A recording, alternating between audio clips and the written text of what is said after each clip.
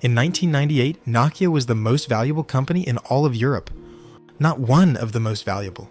The most valuable. At its peak, Nokia made up nearly 4% of Finland's entire GDP. Its phones were in the pockets of 1 billion people. Its name was synonymous with mobile communication, the way Google is synonymous with search today. And then, in the space of 5 years, it was gone. Not acquired, not pivoted, not quietly retired. Destroyed. What happened to Nokia isn't just a business story, it's a warning. Because Nokia didn't fail because they ran out of money. They didn't fail because they lacked talent. They failed because they were afraid. And in the technology industry, fear is a death sentence. This is the story of how the most dominant technology company on Earth looked into the future and chose not to believe it. Nokia's origin has nothing to do with phones. It starts in 1865 in a small town in southwestern Finland with a paper mill. Fredrik Idestam built a wood pulp factory on the banks of the Nokian Virta River. He named it after the river. He had no idea he was founding what would eventually become the most recognizable technology brand on Earth. For the next century, Nokia was many things: rubber boots, cable wire, electronics, television sets. The company drifted through industries, surviving, adapting, never quite finding its identity. That's the part that's easy to forget about Nokia. They almost didn't make it, multiple times. That changed in the 1980s when Nokia started making mobile phones, and it turned out they were extraordinarily good at it. By the early 1990s, Finland had deregulated its telecom industry. Nokia moved fast, faster than anyone else. While other manufacturers were still figuring out what mobile phones were, Nokia was already thinking about what they could become. In 1992, Nokia launched the 1011, one of the first mass-market GSM phones in the world. It wasn't pretty, it wasn't sleek, but it worked everywhere, reliably, consistently. And for most of the world, that was enough. Through the 1990s, Nokia's growth was almost incomprehensible. Sales doubled, then doubled again. CEO Jorma Ollila made a decision that would define the company for a generation. He sold off every non-mobile division and bet the entire company on phones.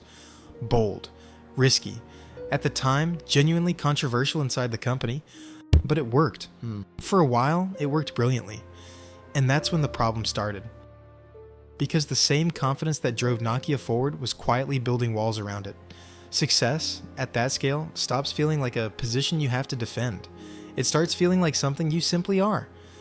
That distinction between having power and being it would cost them everything. By 1998, Nokia had overtaken Motorola to become the world's largest mobile phone manufacturer. At its peak in 2000, Nokia's market capitalization hit $250 billion. Its phones accounted for 40% of global handset sales. 40%, nearly half the planet. Inside the company, the culture reflected the scale of the success. Engineers who joined Nokia were joining what felt like the future itself. Design teams were celebrated. R&D budgets were enormous. The company filed patents at a rate that most competitors couldn't dream of matching. Nokia was untouchable, and they knew it. That's never a good thing. By the mid-2000s, Nokia was already experimenting with smartphones. Their N95, launched in 2007, had GPS, a 5-megapixel camera, and mobile internet browsing. 2007, the same year the iPhone launched. Nokia was already there, already building it, in some ways ahead of it, which is exactly what makes what happened next that's so difficult to understand. Every once in a while, a revolutionary product comes along that changes everything. Nokia executives watched the iPhone announcement. Some of them laughed. They had more patents, more engineers, more market share, more manufacturing, more distribution, more of everything. What they didn't have was an operating system that could compete, and deep down, some of them already knew it. Nokia's phones ran Symbian, and Symbian was a problem the company had been quietly refusing to confront for years. Internally, engineers had been raising concerns about Symbian since the early 2000s. It was built for a world of physical buttons. It wasn't designed for touchscreens. It wasn't designed for apps. It wasn't designed for where the internet was going. The engineers knew, middle managers knew, some executives knew. Nobody acted.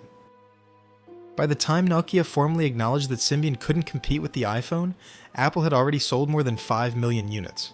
5 million in a matter of months. And here's what made it worse. One former Nokia engineer, speaking publicly years later, described the atmosphere inside the company like this. We knew the iPhone was a threat. Everyone knew. But saying it out loud felt like career suicide? That sentence tells you everything. This wasn't a company that lacked information. It was a company that had learned, over years of success, to punish honesty. And when you punish honesty, you don't stop receiving bad news. You just stop hearing it. Researchers who studied Nokia's collapse from inside the organization and published their findings in the Harvard Business Review described something specific and deeply troubling. Middle managers were afraid to deliver bad news upward. Not because they'd be fired, but because Nokia's culture had become one where challenging the leadership's confidence meant social exile. Careers were built on loyalty to the direction, not on accuracy about reality. So bad news got filtered, softened, reframed as opportunity. When engineers said Symbian couldn't survive against the iPhone, that message traveled upward through layers of management, each layer quietly sanding off the urgency, until what arrived in the boardroom was something like, Symbian needs some enhancements going forward. Not, we are about to lose everything. Not, we need to start over. Just, enhancements. Meanwhile, the market wasn't waiting for internal reports to be softened and passed upward. Android launched in 2008. Suddenly there wasn't just one competitor threatening Nokia. There were dozens: Samsung, HTC, LG, all building on a platform that was modern, open, and moving faster every quarter. Nokia was fighting the future on two fronts, and they were using the weapons of the past. The thing that truly finished Nokia wasn't the iPhone's hardware. It was the App Store.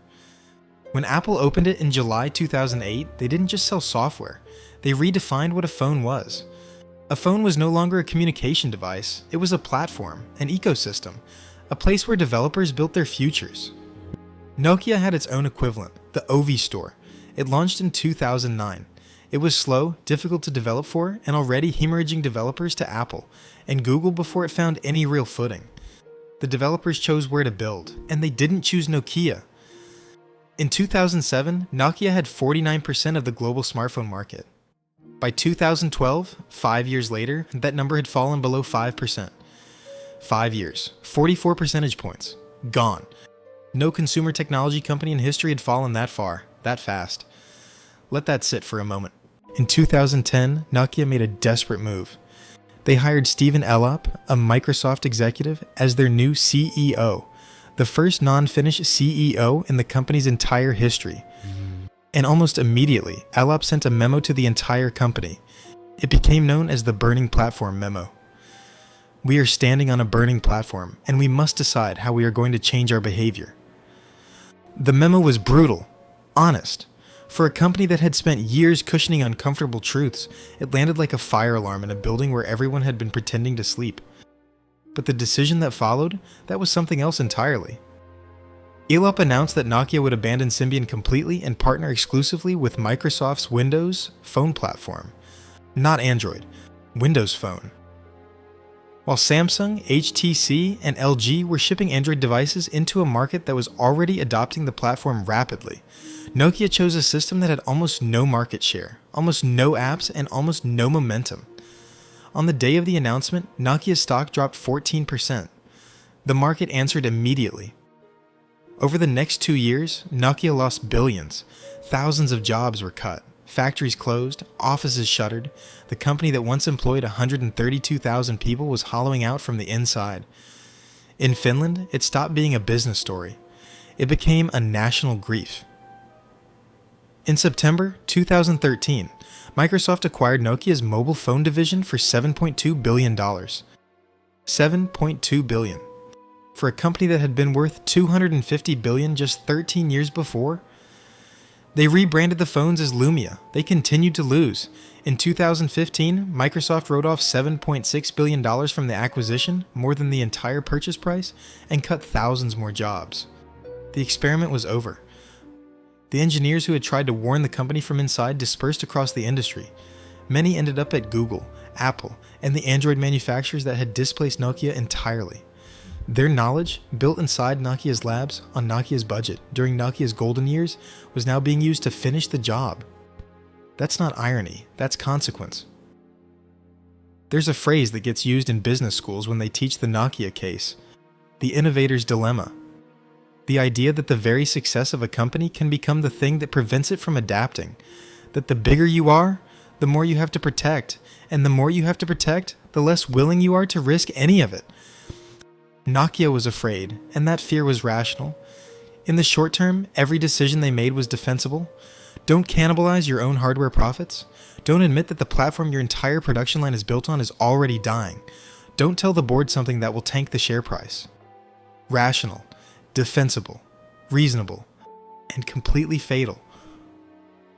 Nokia had, in its own labs, prototypes of what could have been a smartphone, before the iPhone, before Android. The technology existed, the engineers existed, the market position to launch and dominate existed. They chose not to. Not because they couldn't build it, but because they were already the most successful phone company on Earth, and they couldn't afford to risk what they already had. They were so focused on protecting the present that they handed someone else the future. Nokia spent a decade teaching the world how to communicate. And in the end, they failed, because nobody inside the building was willing to say what everyone already knew. The platform was burning, and they just kept standing on it.